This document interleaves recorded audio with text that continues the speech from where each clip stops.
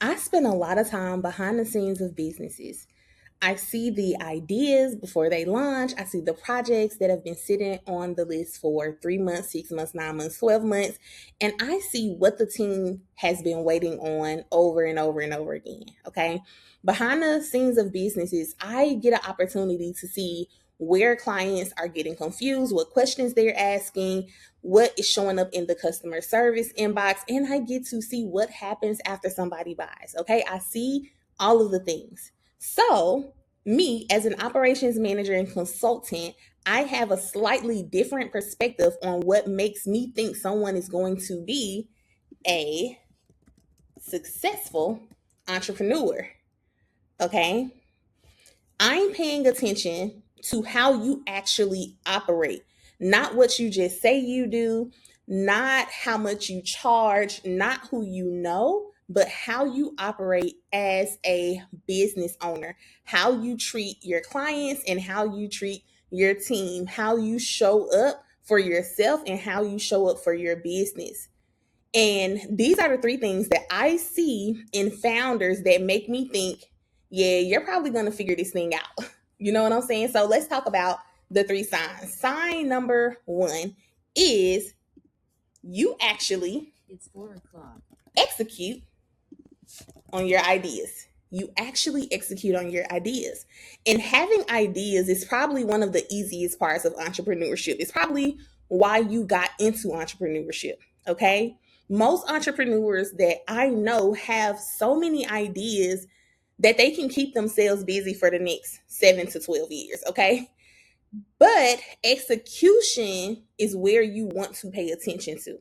Okay. So let me put some of these bullet points down here. Let's put them in orange so it stands out. And then we'll put it on 25. Okay. So I'll add some bullet points here. Keep it orange, please. Okay. So the first thing, as you think about executing on your ideas, I want you to be able to turn an idea into an actual project. All right. Because it's not enough that you have so many ideas, right? Some of you have so many ideas that you don't even realize that you have a idea or something that can actually become an income producing asset for you, right? So, if you can turn an idea into an actual project, this is a sign of success. Okay? You're not someone who says only, oh, I just want to host a webinar. Okay, when?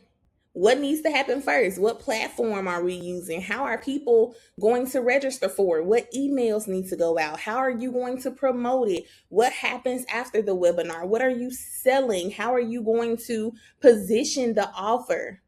Right? Successful entrepreneurs eventually learn how to take something that exists in their head, their ideas, and turn it into tasks, turn it into a deadline, turn it into a deliverable, turn it into a decision. And that is a entrepreneurial skill. Now, also a part of you actually executing on your ideas is you finish things. Okay? You actually finish what you said you was going to do. That means that you're integral. You actually do what you say you're going to do. You can keep a promise. Because starting is fun, but finishing gets a little less exciting when you're on revision number 4.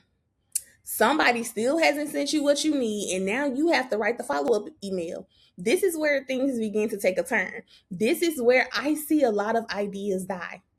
So you got half built offers, you got unfinished sales pages, you got drafts sitting in your Canva, you got content that you never posted in your phone, workflows you started building that never got done, a Google Doc with a half written book, and at some points you have to finish the thing. Successful entrepreneurs develop a reputation with themselves for finishing what they've started. Okay. And then the last thing I'll say to this point is you know how to determine what gets executed first. Execution does not mean that you do every single idea that you have. No, no, no, no, no, no, no. That's not what this means. Execution means you understand how to set priorities. And if your goal is to generate another $50,000 in revenue in your business this year, I want to know whether the things on your calendar support that goal.